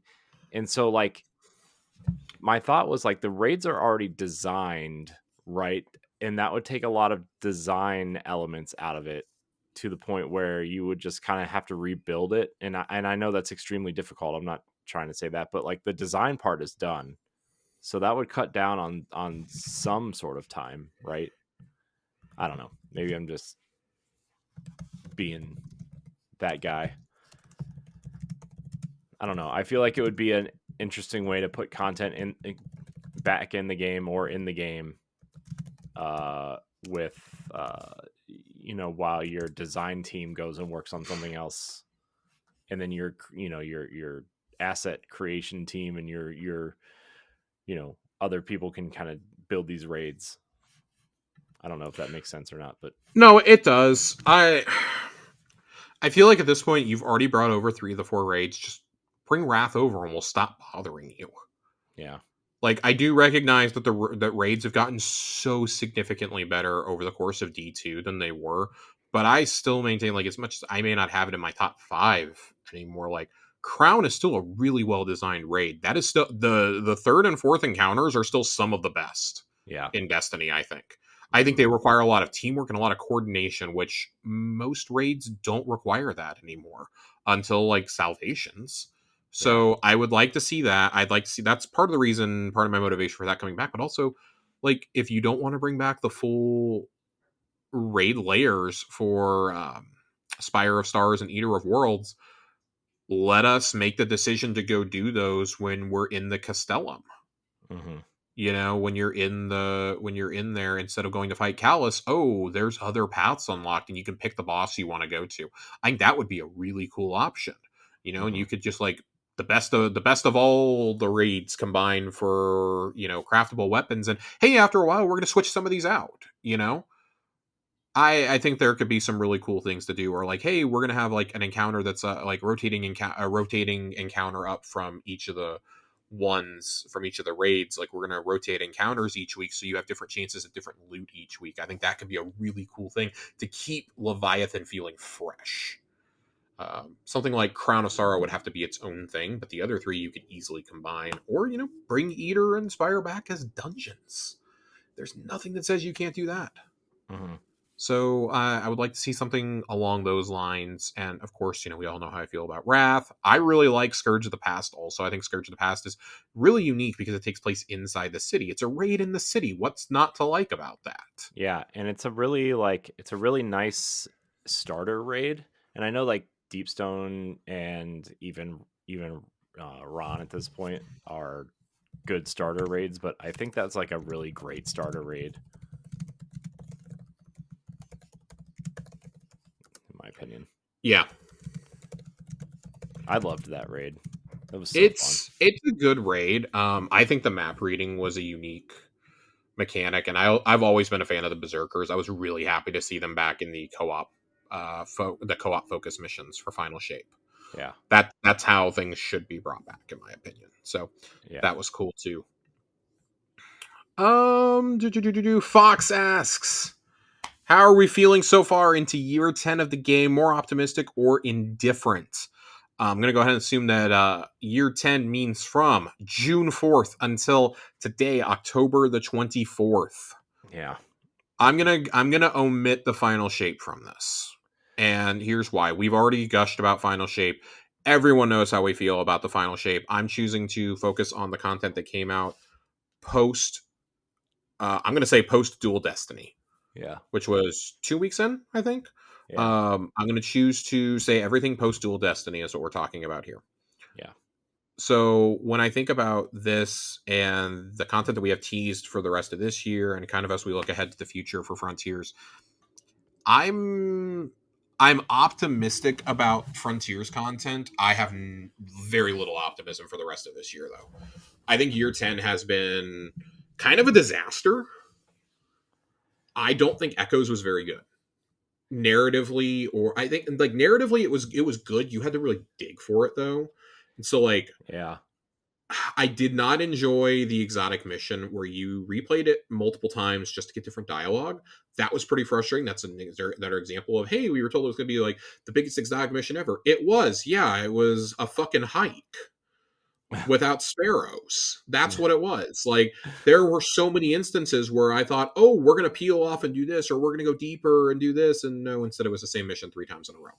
Yeah. So even the whisper timed variant wasn't even there was nothing special about it. You unlocked a special door, jumped through a Vex portal, and oh, you get a timer.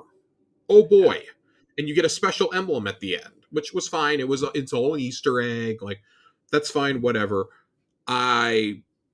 Battlegrounds are a choice, continue to be for a seasonal for a main seasonal activity. I'm a bigger fan of Onslaught than I am of that, or than I was of what was it, Enigma Protocol. I think that was the mission inside the Vex network. I did like Breach Executable, if that's the one I'm thinking of, where you were the one where you were out there on Nessus. I did like that. That is one of the most generous quick loot farms we've ever gotten in a Destiny game. Yeah. And it made me want to keep grinding because that activity was fun. You could queue in on Expert without it being darkness zones with randos, and it was fine. Yeah. There were extra objectives for you to complete. If you completed it fast enough, you got extra chests at the end. It was a good, solid farm. And guess what? Just because the weapons were craftable didn't mean I didn't want to play it. I wanted to play it more because I wanted to get the red borders from that. I didn't feel incentivized to spend my harmonizers. I felt incentivized to go grind that out instead of the exotic mission or battlegrounds. So, and then this season, like, okay, yeah, Onslaught. Cool. I want to see what this Tomb of the Elders is. I want to see what this exotic mission is. Excited about both of those, but we're very much in wait and see mode right now. Like nothing about this season's story is really lighting me on fire so far, and we're technically a third of the way through the story. Like Mithrax is being possessed by the spirit of Nezarec, and we're just kind of chilling. I understand that that's the whole subplot of Ido making the tonics, is that we're supposed to be helping find the cure, but yeah, I'm kind of indifferent about year 10 right now, outside of the Final Shape, which was such a high point that it was crushing to come back down to just like overall one of the most stagnant seasons that we've had in quite some time. After we tried so many cool things last year, between Coil, deep dives, the Book of Many Things, like it just kind of felt like we were slipping back into that old routine of, oh boy, here's just a couple battlegrounds and you guys go crazy. I don't know. Yeah. I'm over seasonal content at this point. It's clear that we're not iterating on it really well. I'm glad that Vesper's Host came out when it did, as much as I bitched and moaned. And I really think you could have held Vespers and dropped it like in early December and it would not have affected at all. But it has kept people playing and it has kept them engaged. Yeah. So Which is Onslaught good. yeah, it's great. Onslaught continues to be a really good weapon farm. I talked about it earlier with the tonics. I'm enjoying it. I think the cadence of loot is good. I would enjoy it more if I was able to craft these weapons so I could take some of these extra rolls out of my fucking vault. But that's a very personal gripe that I'm not going to dwell on too much. Corey, what are you thinking about year 10 here? I mean, it's been very noticeable that it was kind of all hands on deck for Final Shape and kind of left the aftermath almost, I don't want to say high and dry, because there are a lot of good things that have come out of it, right? But like you said, the story content is very the story itself is good, but its delivery and the way you have to dig for it is not very good. Some of the exotic missions, and obviously Vesper's Host has been a huge hit, which is great. It feels like the end game stuff is better than obviously the main stuff that gets most people to play the game to come back. So I would say, what this reminds me of a little bit is is the time after the Taken King came out, and the Taken King was so good. Yes. And then there was many content drops after the Taken King, but they weren't quite substantial enough. Except that we got a dungeon this time instead of nothing. That's the spring update. Yeah. It's funny. I was actually going back through old episodes of my old Destiny podcast the other day because I'm trying to archive a bunch of stuff and make sure, whatever, make sure things are stored and organized, whatever. But there was one of the episodes we did after the Taken King came out was the spring after the Taken King. It was like February, and the episode was called in Destiny, in the Battle of Destiny versus the Division, Dark Souls 1 or something, because the Division hadn't come out yet and everybody was talking about how it was going to be the Destiny killer. And then the spring update for Destiny promised all this stuff. And then Dark Souls, was it the first one or the third one? I don't know. One of the Dark Souls games was coming out at the time, and everybody loved Dark Souls, right? And that was like, oh, well, that's interesting. And we ended up talking about Dark Souls on a Destiny podcast for the first time. It was like, oh, I didn't know we'd still be talking about this kind of stuff now. But that's kind of what it reminded me of, this question and this kind of year 10 stuff. Although I do think the roadmap looks promising. To be fair, I think Apollo sounds interesting. I think kind of making the game smaller in a sense, or the content output smaller, and kind of more direction oriented seems really interesting.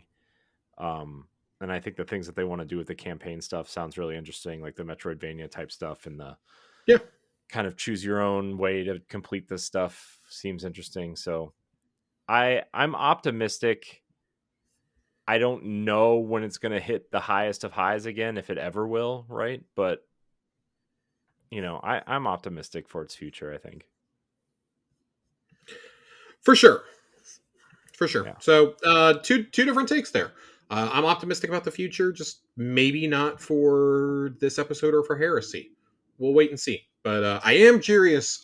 I'm still curious, no matter what. I would say, if anything, I have like a cautious optimism because I've been burned too many times. See echoes on things that should have really been in my wheelhouse and weren't. Mm-hmm. So we have Corey, you have a question from Fox as well. How are you feeling about Deshaun Watson now? Yes. Do you think he deserved being booed and carted out? Yes. Do you deserve a chance as an appropriate response from the fan base? So here's the thing. From an overall as somebody who used to play team sports, I do not condone the negative kind of reactions towards players, no matter how bad they're doing, right? Like I've been there, and I know the Cleveland Browns they've done it since Tim Couch was the quarterback, Josh. Like they've been doing it forever. But I think Deshaun Watson is a special case because he has, quote unquote, allegedly done some pretty heinous things. And he has been a pretty terrible football player since he's been in Cleveland. There have been a couple bright spots on the football field, but not enough to like keep him as a starter, I would say.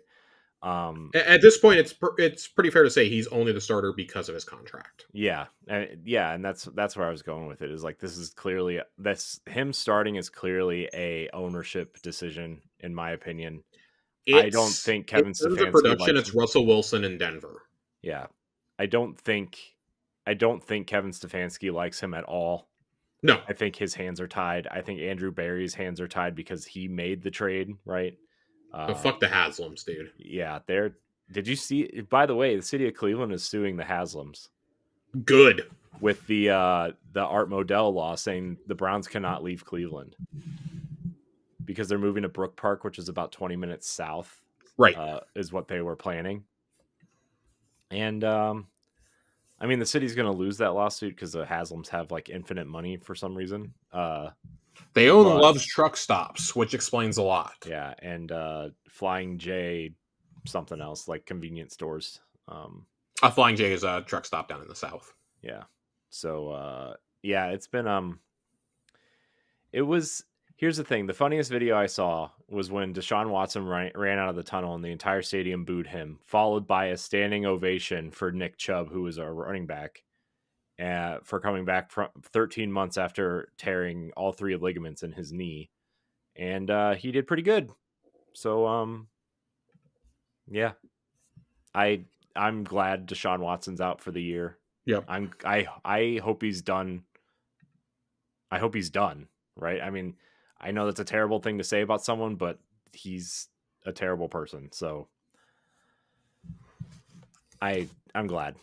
But you know what, Josh? The Cavs start in a week. So I'm ready for that. They've already started. Oh, is that this week? That was this week. Yeah. I want everyone listening to this to know that I sacrificed watching the Mavs season opener against the Spurs to be here tonight. It's true, you did. I have it on pause in the other room. Right. I got to halftime and immediately paused it because I also have to savor the final season of Inside the NBA on TNT.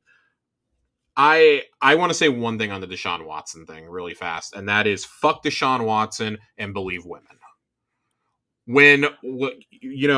I know that people don't like to believe women when it's like, oh, one or two people came forward. Oh, they're just trying to get money out of it. Like, first of all, fuck you if you think that way. Second of all, when 25 women have come forward, there is something going on. This man should never set foot on a football field again and probably should be in prison, if we're being totally honest. Yeah. Like, fuck Deshaun Watson. And fuck anyone who still supports this guy.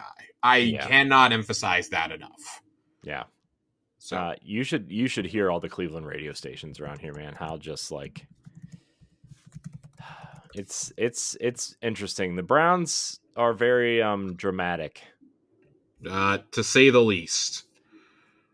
So, all right, we have 2 other questions, I believe, and it would really not be an episode without Jiggly Panda writing in and asking us questions. Number 1, I've been watching this Warframe YouTuber try Destiny for the first time, and he seems to be having fun, so I ask this: do you enjoy seeing other people come try a game most of us have been playing for 10 years, and does it make you miss your first time playing Destiny? I'm going to be really honest. I don't watch people play Destiny very often. The people I do have been playing it just as long as I have for the most part. I enjoy people finding out about speed running. That's really fun to me. Yeah, I think the most Destiny I watch is I just watch Byf videos, and whoever's capturing that video is usually what I'm watching. But I'm usually I watch Byf videos. I of course every day one attempt. I'm watching Datto. Other than that, I don't watch. I'm going to be honest. I don't watch a lot of Destiny streamers, and that's just because because I play this game so much, I don't enjoy watching most content creators. Now, I will say I will flip this question around, and when I enjoy watching somebody play a game for the first time that a lot of people I know have played already and have talked about ad nauseum, and I see the joy on their face discovering it, that is fun for me, especially when it's a game that I could not get into, but I love watching people play. Elden Ring is that game for me. I actually really loved Kai Cenat doing the streams that he did of Elden Ring, and he fell down the whole FromSoft hole doing this because he brought a whole new audience into falling in love with these games. And just seeing him fall in love with Elden Ring on stream in real time was such a cool thing to see. I'm not a huge fan of his content, but I think when that happens, that is such a cool thing to see. I have enjoyed I love watching the wacky things people do in Souls games. Miss Mika is another streamer I like watching play Souls games. She did a run where she was playing it two different ways. She was playing it on a PC and on a dance pad at the same time. That is fucking wild. That's fucking bonkers. But I love watching the insane things people will do for Souls challenge runs. I don't like Souls games myself, but I love watching people play them and discover how to beat these games in new and creative ways and like make challenges up for themselves as they go. So like, yeah, it's like a 60, 70 hour game, but look at the infinite replay value that these games can have by trying new builds, trying new runs, new challenges, things like that. So I do enjoy that, even if I don't like Destiny streamers necessarily. So I also find it really hard to just watch FPS players in general because I play a lot of FPS games. But I love watching RPG players because I'm seeing them tackle something different than I did. There was a streamer who he played Persona 5 Royale over the course of several months on stream. And that's a long ass game, especially if you're playing it on stream. That is, if your typical stream is like 3 hours long, that is like no joke. That's probably like 4 or 5 months of streams because it's such an incredibly long game. But I loved seeing somebody uncover that for the first time as well. Like I remember when I played it for the first time, and a friend of mine is a huge fan of Atlas games, and I was messaging him after every massive story beat, and he was just like, it is one of the coolest things to see one of your friends who was never into these types of games. Like I was not a huge JRPG guy outside of like Final Fantasy on the PS2 when I was growing up. But I fell in love with these games. And part of that's because I got really into anime a few years ago. So I kind of fell in love with games that were like that were part visual novel, part dungeon crawler. And, you know, that I blew through Persona 3 Reload on release day. I blew through Metaphor. You know, I am so enjoying these games. And so I have been on the other end of it, like where my friends have seen me discover it, or, you know, communities I'm a part of have seen me be he's the guy who's like into Western RPGs and like shooters, get really, really into Japanese games over the last couple of years. So I do think it's fun. And then final question tonight. I'm gonna read it here, but I'm gonna let you know right now, Panda, I'm gonna punt this because I need to actually play the game before I start answering this. COD question, but what are your thoughts on them bringing back the classic prestige system and the rewards they have coming with it? I have not looked at any of the prestige stuff. I'm going to be totally honest with you. I have not looked at a single thing of this. I look forward to looking at, I'm going to pour over the graphics today and tomorrow, I'm sure. And I really, really, really look forward to playing this. I will talk in depth about COD Black Ops 6, the campaign, the multiplayer, and the zombies on next week's. That is Halloween Xbox Casuals. Yeah, Corey is also planning to play it. So yes, I plan on playing at least the campaign and probably some of the multiplayer. I'm very excited for the campaign this time. This is the first time I've been excited for a COD campaign in a very long time. Yeah, I think the last COD campaign I actually absolutely loved was Black Ops 2. So yeah, I would have to go back to Advanced Warfare, I think. Yeah, I didn't play after Modern Warfare 3. No, Ghosts. Yeah, Ghosts would be the one. Ghosts came out after Black Ops 2.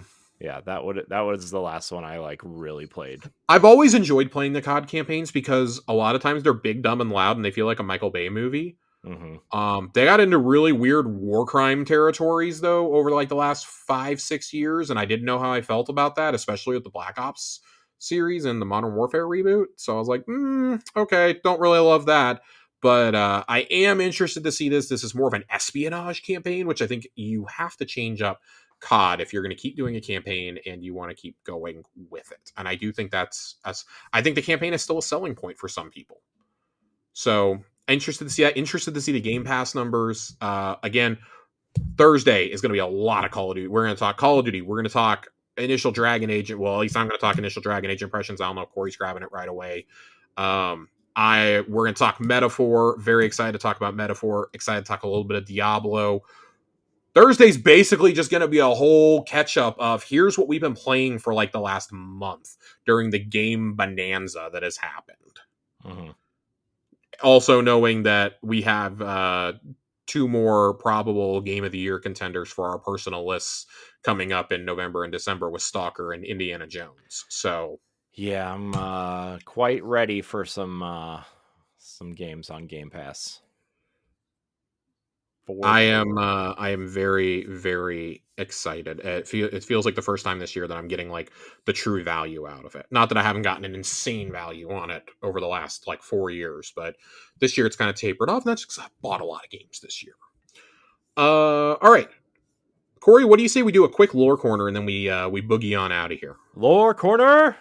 Lore corner. We have not done a lore corner in a long time, and I apologize for that. I have been reading through some of the lore for this season. And I will be buckling down on Lore Corner. This one a lot longer than I thought I was going to tonight, so that's why we're doing a quick one.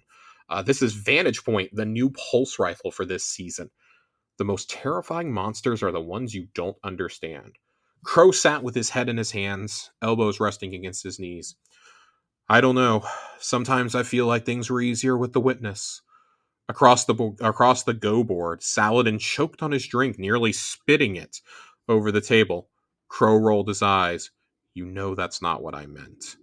I hope not, or we're about to have a much different conversation, Saladin retorted. At the end of the day, the witness was something we could label, identify, a being unified in a very specific purpose. And when it was defeated, it was over. Done. We could move on. Crow hoisted. He placed a stone on the board and Saladin quickly countered, expanding his territory. From the reports I've read, these echoes are different, Saladin offered. Exactly. We have no idea how many there actually are, what they want, or why. They're impossible to anticipate, Crow said. Tell me, have you ever faced down an enemy that exhibited no patterns, no purpose, and no strategy? Saladin asked, patiently waiting for Crow. No. But I like the idea of punching wildly at the shadows doesn't sit well with me either. How do you defeat something like that? Crow replied. He made his move and grimaced with instant regret. Sometimes victory is less about winning and more about losing, Saladin said. A matter of intent and perspective, Crow finished, his focus suddenly on the stone in his hand. I don't think this is a particularly profound and deep piece, but rather it's continuing the mentorship that we have seen Saladin extend towards Crow since before Risen, even if you want to go all the way back to Chosen. Yeah, honestly, mm-hmm. It is very cool that even though Saladin cannot be a part of the Tower Vanguard anymore, he still finds time to mentor Crow. Like Keitel still allows for that. Like she's a big softie at heart, and this just kind of like emphasizes it to me. But Crow was basically asked to take up the mantle of the Iron Lords by Saladin. You know, he left him the axe and that medallion. Mm-hmm. And I think back to that all the time. And, you know, this is really Crow's first test as the Hunter Vanguard that we're seeing. And we're seeing him grapple with the decisions that his past self made. You know, that he doesn't remember those and he only knows about them because of what Savathun told him in Season of the Lost. But him coming to grips and coming to terms with what happened and acknowledging that like he still feels like Fikrul is his responsibility because Uldren created him. And so I think it's really, really cool that we're still getting this from Saladin. Like Saladin still acknowledges like this is a threat that we all face, even if the Cabal aren't directly involved in the storyline this season. It's basically all the Elixni coming together finally. he still acknowledges that this is a threat that everyone's facing, and he still needs to coach Crow for what's to come. And like, honestly, who better to learn for Crow? There's not really a hunter for him to learn from unless Shin Malphur wants to come out of the shadows and teach him. And I don't know if we want Shin really influencing Crow all that much. He's a little wild. Mm-hmm. So who better than the guy who's about duty and sacrifice more than literally any other guardian who's ever lived? So compare that to the free spirit that was Cade 6. Mm-hmm.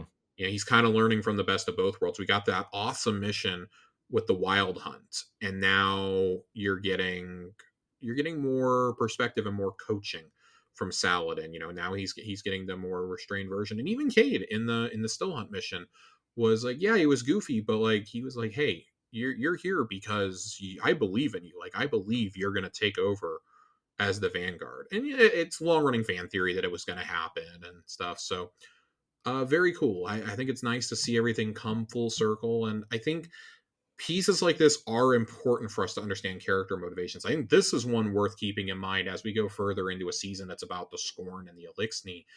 You have not Uldren, you have Crow, who's kind of caught in the middle. He lived in the Reef. Like, the House of Wolves served under his command for a long time, if you remember. The not only that, but like House Judgment, Varix, like they all served under Uldren. And now he's coming into this with his ally. He's allies with everyone who's left, essentially.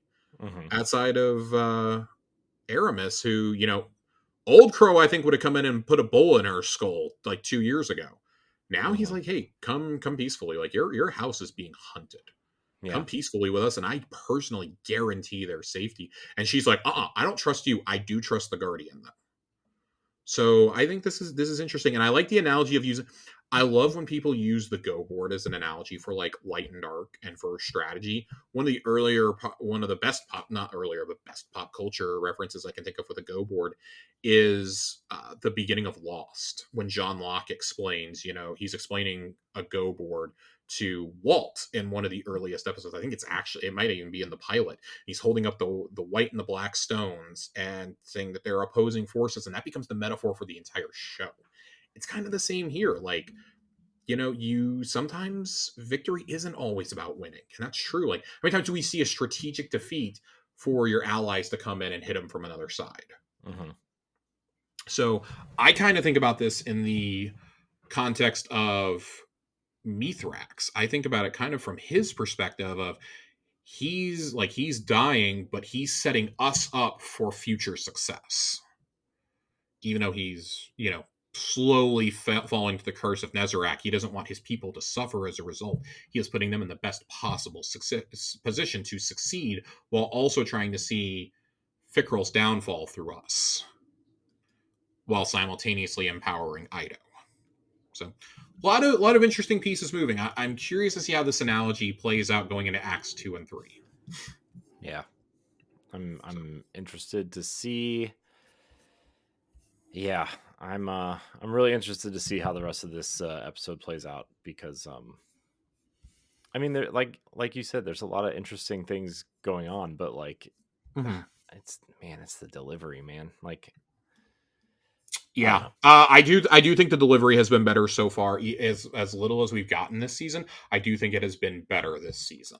Yeah, already, and giving us all 3 weeks at once was both a great idea and a bad idea. I think it's been a good idea because you're getting the story out of the way. Nobody has to really worry about getting spoiled. You were able to blow through it in an hour or two, but at the same time, it shows how bare these seasonal stories really have been for a long time. Yeah, and that's not great. Mm-hmm. So.